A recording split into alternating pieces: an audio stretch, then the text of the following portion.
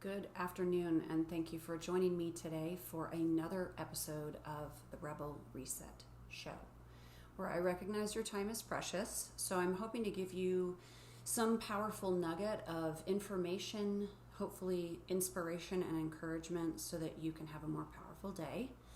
And let's get right into it. And for those of you who have not met me, I am Catherine LaBelle. I am a certified professional coach, and I help high achievers such as yourselves find more goosebumpy success by being precise in figuring out their priorities and creating bulletproof boundaries to protect those priorities. And it's a great process, and that's actually what we're going to talk about a little bit today. So if you want to know more on this topic or what I do, please feel free to jump over to my website, which is rebelmindsetcoach.com. You can email questions there. You can read up on my programs. All of my previous shows are also on my site. And you can find out also, hopefully I'm going to get it together and announce my upcoming online workshop this week. So stay tuned on that. And on the note of coaching, I have had several people want a more thorough definition of coaching, which is totally fair, because when it actually wasn't too terribly long ago that I wasn't super clear on it either. I'd heard a lot about it. It's definitely more mainstream now, but I think it's important to give you a really clear idea of what it is and what it isn't, and then that way you can be the wise one, and you can also decide if it's right for you. So let's get into it. Maybe we start with what it isn't exactly. So it isn't exactly consulting. And again, I'm going to oversimplify here, but I think you'll get my point. Consulting is more of you need something accomplished and you don't have the tools to do it, so you bring in someone who does have the tools. And that's great. But when that person completes the task that you all have outlined and they leave, a lot of times we're left without those tools, and we would need to bring them back if we needed to do something similar. And if in your personal space, in your approach to life and your sense of accomplishment and success and strength and your uniqueness, I think it's important, and that's why what coaching thinks is important, is for you to recognize that you are the wise one. You are the expert. And your time with a coach one-on-one or in a group is meant to remind you of your incredible strength and your ability to answer your own questions. And I think that is so unique and so unbelievably important. We frequently forget that we are our own best friend and we do know what we want.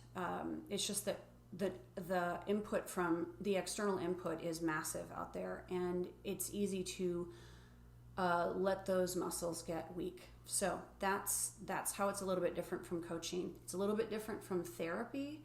There's different training involved, although there's a whole lot of training for both. And again, I'm oversimplifying, but I heard a really great phrase on this. So therapy is more about archaeology, and coaching is more about architecture. So one of them is a little bit more finding out how you got to where you are now and resolving some issues with the past. It can also involve chemical imbalance and some disorders, but not everybody who has a disorder is in therapy, and not everybody who's in therapy has a disorder. And I highly recommend therapy. It's just a slightly different focus. And whereas coaching, being architecture, is really more forward thinking. How do you build up the foundation and move forward and grow from where you already are, which is a perfectly great place. So being amazing and being more amazing. So that's a quick comparison. It's also different from having excellent advice from a family member or a friend, which is also wonderful, and having a support system is amazing. But there can be an underlying agenda that is accidental, sometimes not accidental, in those conversations. And so,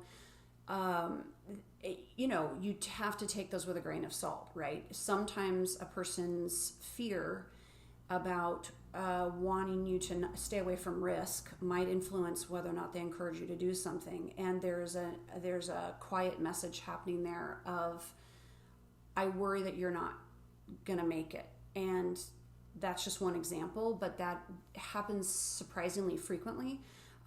You can also have people want you to do things or suggest you do things that they're too scared to do themselves, even though they're not sure it's right for you. So we have to just, with a coach, our training is to have no agenda other than helping you determine what your real goals are, what really matters to you, that comes from you. And then our job is to help you take steps toward those goals and reach those goals. It takes work from us in training. It takes work from you because you need to be vulnerable and willing to do the work. And it's a massive shift in focus that can last a lifetime. It's incredible. So a little bit different from a family or friend conversation. So getting into a little bit of what it is. So I touched on it a little bit already, but one of the things that we are very good about doing is helping you, again, pinpoint what is meaningful to you and what you want to work on. Where are you stuck? What matters to you? You may be good at a million things, but it's that one thing that has brought you into this relationship, and you just need a little push. So frequently there are barriers to your success that are lingering below the surface and need to be addressed. So we are really trained in that area to quickly help you determine your goals, and then quickly figure out what it is that's keeping you from being willing to go that direction. It can be fear, it can be an assumption that you're going to fail or that it's not right for you, and our job is to help you get that unearthed. And then also to have incredible accountability toward our relationship, but then also, and that's kind of where it starts sometimes, but the coaching relationship and being honest and doing the work, but then recognizing that with your attention to this issue, you are propelling yourself towards your own success. And that is so powerful. Again, that's a skill we tend to forget. We'll get it done for other people. We'll get it done for our families. We'll get it done for our bosses. We'll get it done for friends.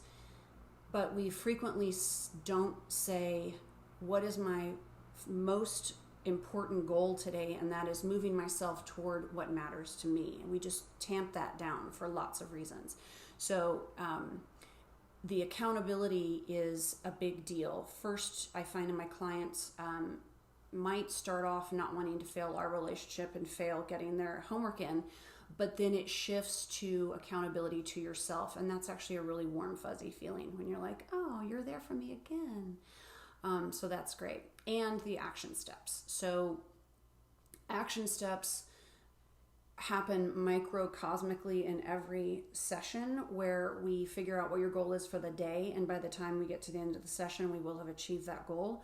But then it's also taking those, eating the elephant one bite at a time. So we talk about what is your big goal, and we make sure that by the time our relationship has, our determined time is over, that you have reached that goal, or you feel prepared to reach that goal. So again, that is just shifting. It's like shaking the snow globe and getting your priorities to the top again. I tell my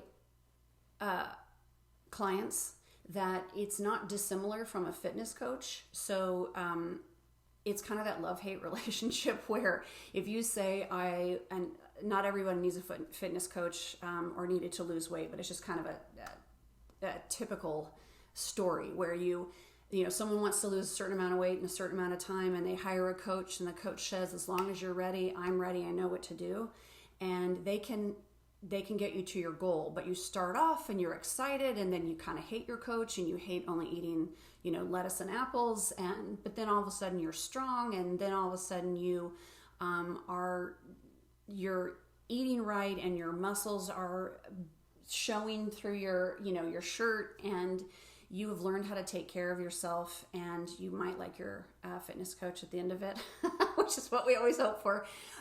It's not dissimilar there. So you will be challenged. You will probably want to duck out of it midway through because it's starting to get hard, because you're getting to the chewy nougat center of what really matters. And then if you fight your way through, and my job is to keep you on task, you'll fight your way through, and then you'll feel stronger on the other side. So that's an analogy I thought I'd leave you with. I want to make sure to wrap it up because I know your day is busy. But again, if you have any questions at all, you can put them in the platform here, and I will get back with you. And you can also go to my website, like I mentioned, and I hope to hear from you. I hope you have an excellent day and unlock your excellence. Bye-bye.